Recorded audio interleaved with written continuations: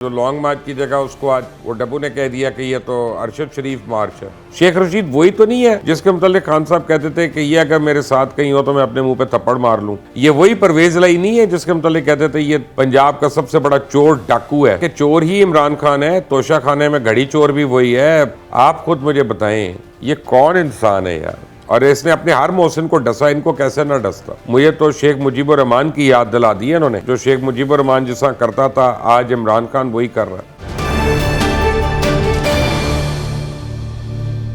अस्सलामुअलैकुम नाज़रीन, आप देख रहे हैं मुबश्शिर लुकमान यूट्यूब चैनल। मैं हूं महफिज तबस्सुम। नाज़रीन, खान साहब का लॉन्ग मार्च बाकायदा शुरू हो चुका है। लिबर्टी चौक से उन्होंने बाकायदा इसका आगाज किया है और ज़ाहिर है काफिले की सूरत में मुख्तलिफ शहरों से रैलियां जो हैं वो ज्वाइन करेंगी और उसके बाद ये लोग इस्लामाबाद पहुंचेंगे। इस्लामाबाद में कंटेनर्स जगह जगह लगा दिए गए हैं, रास्ते बंद कर दिए गए हैं। मुबश्शिर साहब, आप ये समझते थे, आपने मुझे ये कहा था कि खान साहब कभी भी लॉन्ग मार्च नहीं करेंगे, लेकिन अब उन्होंने लॉन्ग मार्च अपना बाकायदा स्टार्ट कर दिया है, तो अब आप क्या कहेंगे? बात यह है जी कि मुझे कोई गैप का हाल तो नहीं पता। उन्होंने तो खुद कहा था कि मैं फ्राइडे को अनाउंस करूंगा। बीच में अरशद शरीफ की शहादत हो गई और अरशद शरीफ की वजह से उसकी सिंपथी वेव पर राइड करते हुए खान साहब ने कहा यही मौका अच्छा है। और आप लॉन्ग मार्च को भी देख लें, आज वो लॉन्ग मार्च की जगह उसको आज वो डब्बू ने कह दिया कि ये तो अरशद शरीफ मार्च है। तो वो लॉन्ग मार्च तो कहीं बीच में ख़त्म हो गई है सारी। तो लॉन्ग मार्च का तो अब कोई वो नहीं मुझे नज़र आ रहा, लेकिन यह है कि अब कर रहे हैं खान साहब। अब देखते हैं इस लॉन्ग मार्च से क्या मिलता है उनको। सर, वैसे लॉन्ग मार्च जाहिर है हर एक का जमहूरी हक है, लेकिन ये समझ नहीं आ रही है मुझे इस बात की कि खान साहब के लॉन्ग मार्च पर इतना शोर क्यों मचाया जा रहा है।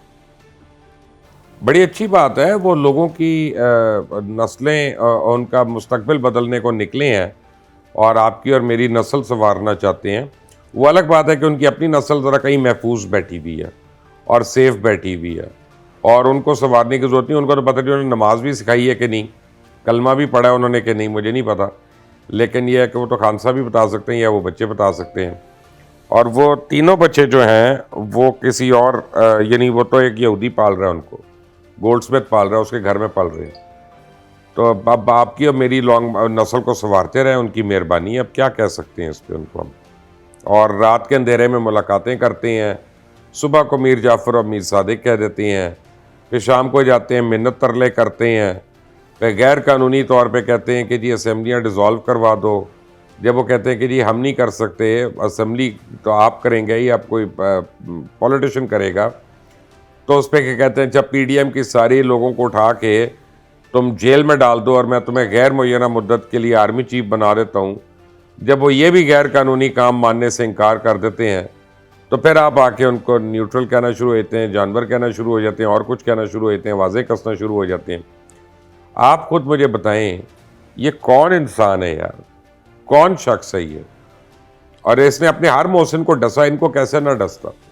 सर, लेकिन खान साहब ने तो DGISI की प्रेस कॉन्फ्रेंस पर ये कहा है कि इतनी सियासी प्रेस कॉन्फ्रेंस तो कभी शेख रशीद ने भी नहीं की थी। वो कह रहे हैं कि सारा जोर तो इमरान खान पर था, इन चोरों के बारे में तो कुछ भी नहीं कहा। हाँ जी, बात यह है कि चोर ही इमरान खान है, तोशा खाने में घड़ी चोर भी वही है। वो क्या कहते हैं सुनामी ट्री, बिलियंस का सुनामी ट्री, उसका चोर भी वही है। मालन जब्बा का चोर भी वही है, काफ़ी चीज़ों का चोर है, ऐसी बात नहीं। दूसरा, शेख रशीद वही तो नहीं है जिसके मुतालिक खान साहब कहते थे कि ये अगर मेरे साथ कहीं हो तो मैं अपने मुंह पे थप्पड़ मार लूँ। मुझे आईने में देखूँ और अपनी शेख रशीद की शक्ल नज़र आए तो मुझे शर्म से मैं डूब के मर जाऊँ। वही उनका लेफ्ट हैंड और राइट हैंड बना हुआ ना। ये वही MQM नहीं है जिसके बारे में हर वक्त वो कहते थे कातिल लोग हैं, ये हैं, वो हैं, मुल्क दुश्मन है, रॉ के एजेंट हैं।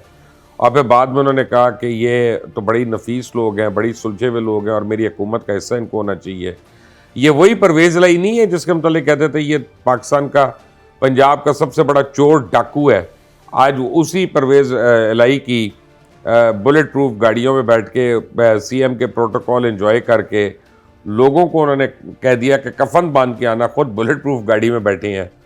तो अच्छा है ना। अब यानी उनके ख्याल में मरेंगे तो आम लोग मरेंगे, मैं तो बच जाऊंगा। तो बहरहाल आप उनके बयानिए को रहने दें।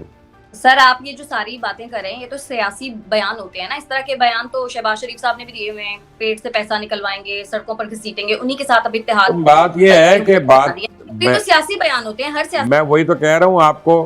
अगर आपको इमरान खान और शहबाज शरीफ और किसी और में फ़र्क नज़र नहीं आता तो आप मासूम हैं। मैं क्या कह सकता हूँ? मैं यही तो कह रहा हूँ कि वो उनसे कोई बेहतर नहीं है। मैं हर एक को यही कह रहा हूँ, बल्कि शायद बदतर ही हूँ।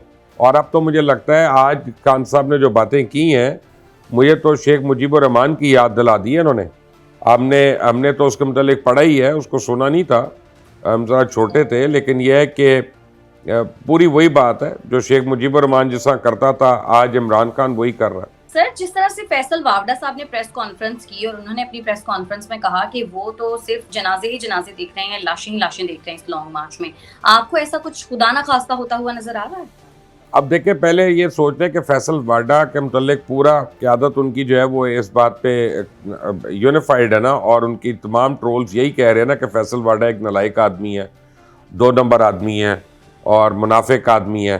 तभी उसको वज़ीर बनाया हुआ था इतने साल इमरान खान साहब ने, और उसको जब पार्लियामेंट में पहले थोड़ी घूम पाता। बात यह है कि जब वो पार्लियामेंट में उसको लाए और वो नाअहल हो गया झूठ बोलने की वजह से, तो उसको सेनेटर बना दिया। तो फैसल वाडा तो वो शख्स है। और जनाजों वगैरह का जहाँ तक ताल्लुक़ है, तो जब आपके लॉन्ग मार्च में अगर ऑयल टैंकर्स और डीजल टैंकर्स चल रहे हैं और वहाँ पे कोई तकरीब कारी हो जाती है, तो फिर मुझे ये बताने की ज़रूरत है कि खुदा न खास्ता कितना बड़ा सानिया हो सकता है। आप लोगों को अगर समझ नहीं है तो हम क्या कह सकते हैं। और अब तो आज सुबह तो पंजाब हुकूमत ने थ्रेट अलर्ट जारी कर दी है, यानी इनकी अपनी हुकूमत ने इन्हीं के सूबे में थ्रेट अलर्ट दे दी है, और वो लोगों को कह रहे हैं कि कफन पहन के आना, खुद बुलेट प्रूफ गाड़ी में बैठे, ये याद रखना। और उनके बच्चे बाहर हैं और उनकी बीवी के मतलब कह रहे हैं वो तो घरेलू खातून है, उनको तो छोड़ दे। सर, लेकिन फैसल वावड़ा की प्रेस कॉन्फ्रेंस के ऊपर भी बहुत सारे सवालात उठ रहे हैं कि उनकी एक तो टाइमिंग्स के बारे में कि टाइमिंग्स बड़ी अहम है, और दूसरा ये कि पीटीवी पे भी उनकी प्रेस कॉन्फ्रेंस दिखाई गई। इस पर भी जरा कमेंट करते हैं।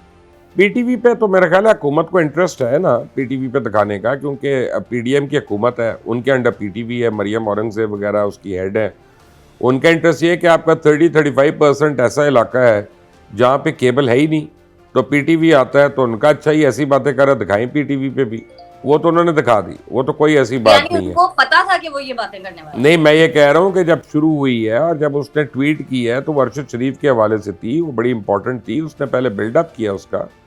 अब दूसरी बात यह है कि मैं आपको ये बता सकता हूँ कि टाइमिंग जो है वो तो कोई मुझे तो ये तो अब अरशद शरीफ की मौत के बाद ही होनी थी ना, यानी ये तो नहीं है ना कि उसकी मौत से पहले हो जाती है प्रेस कॉन्फ्रेंस। और क्या टाइमिंग होती है वो अभी आप मुझे बता दें, यानी अरशद शरीफ ना मरते तब भी ये प्रेस कॉन्फ्रेंस होनी थी? I don't think so. Sir, लेकिन मैं ट्विटर देख रही थी, हिना परवेज भट्ट ने भी इस तरह का ट्वीट किया हुआ था, फिर गरीदा फारूकी का भी ट्वीट इसी तरह का था कि बस 9 बजने का वेट करें, 9 बजे सब खुलने वाला है। उससे तो साफ जाहिर हो रहा था, ऐसा ही लग रहा था कि जैसे इन सबको पहले से पता है कि वो क्या बातें करते हैं। इसका जवाब तो या गरीदा फारूकी दे सकती है ना परवेज भट्ट साहिबा दे सकती है, मुझे तो नहीं पता था, तो मैं तो नहीं दे सकता।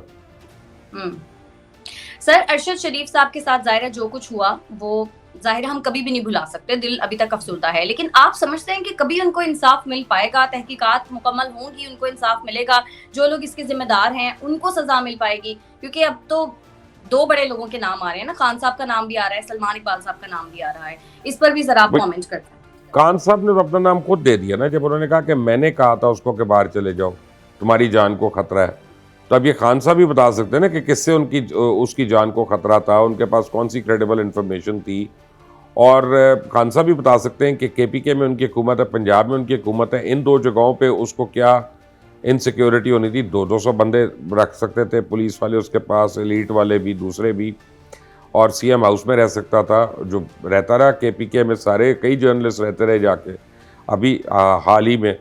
लेकिन अब वो जो खुर्रम अहमद है उससे काफ़ी कुछ इन्फॉर्मेशन मिल रही है। उससे ये पता चला है कि पहला फ़ोन उसने वक़ार अहमद को किया था, गालिबन वक़ार अहमद ने पहला फ़ोन जो है वो सलमान इकबाल को किया।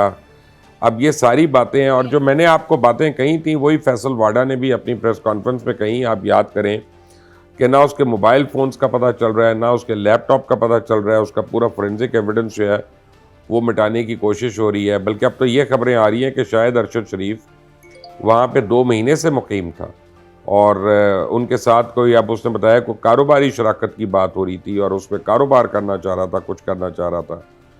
तो अब देखें, जब आहिस्ता आहिस्ता तहकीकात होंगी तो पता चलेगा। सर, खान साहब ने अरशद शरीफ साहब के नाम पर पंजाब में यूनिवर्सिटी बनाने का फैसला किया है, इस पर क्या कहेंगे आप? एक और ख्वाब खान साहब ने आपको दिखा दिया। आपने प्राइम मिनिस्टर हाउस में तो यूनिवर्सिटी बन गई, उससे तो आपने एमफिल की डिग्री भी ले ली, माविश आपको मुबारक हो। सारे गवर्नर हाउसेस में यूनिवर्सिटी बननी थी, वो भी आपको डिग्री उन्होंने वो दे दी, एजाज़ी डिग्रीज़। यहाँ पे पंजाब में जो यूनिवर्सिटीज़ बननी थी वो भी आपको डिग्रीज़ मिल जाएंगी एजाज़ी। तो जिस वो पहली यूनिवर्सिटीज़ बनी है ये भी बन लेंगी। वो एक आदमी ने जो है ना वो ख्याली पुलाव बनाने हैं, वो तो फिर एक यूनिवर्सिटी क्यों बना रहे हैं, फिर 18-20 बना ले, एक ख्याल में ही जब बनानी है तो एक से क्या होगा।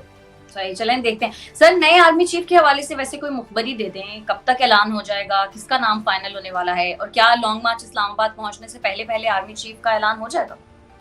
मेरा ख्याल है हो जाना चाहिए, ये तो मैं अपनी राय दे रहा हूँ, ये मैं कोई मुखबरी नहीं दे रहा।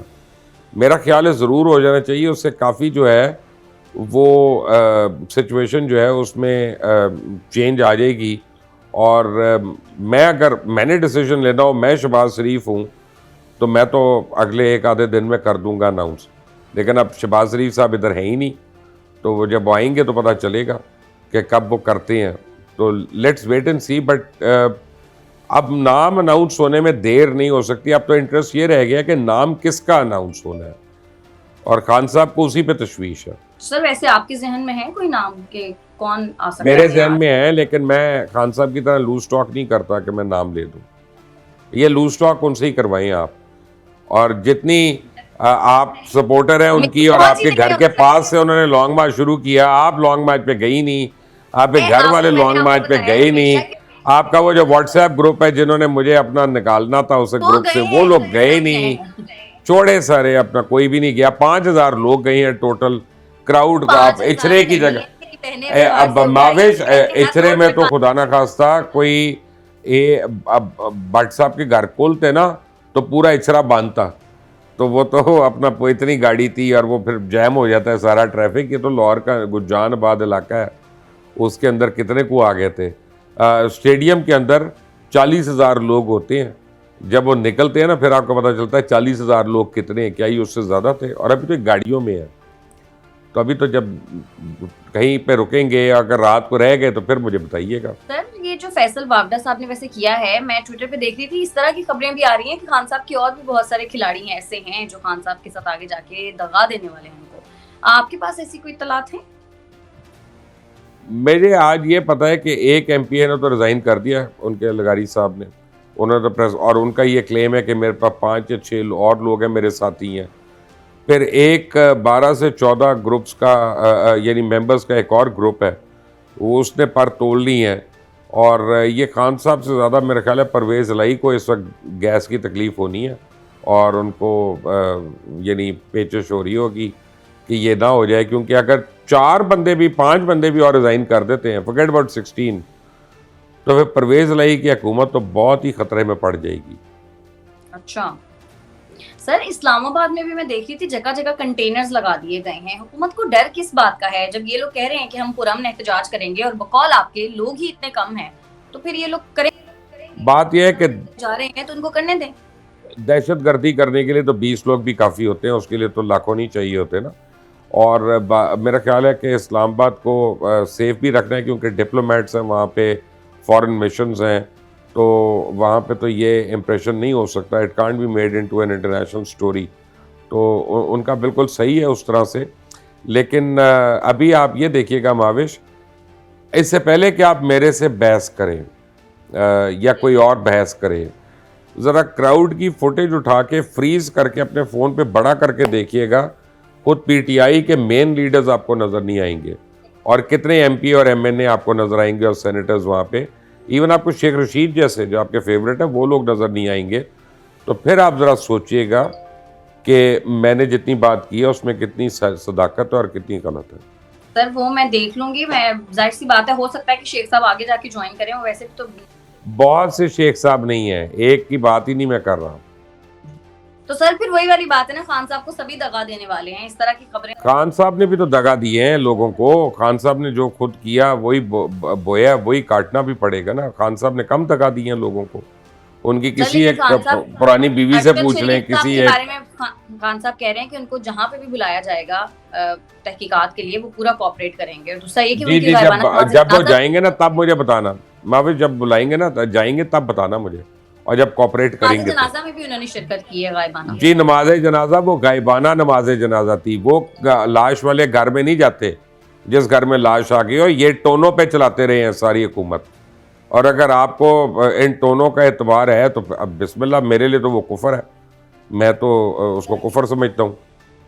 सर आने वाले फिर दिनों में देखते हैं कि क्या होता है। अभी तो लॉन्ग मार्च स्टार्ट हुआ है, ऐसा ऐसा पता चलेगा। बहुत शुक्रिया आपका आज के प्रोग्राम के लिए। नाज़रीन, आज के प्रोग्राम से इतना ही। अगर आपको हमारी वीडियो पसंद आती है तो चैनल को करें लाइक, सब्सक्राइब और शेयर, और अपनी कीमती राय से हमें जरूर आगाह कीजिएगा। हमें इजाजत दें। अल्लाह ने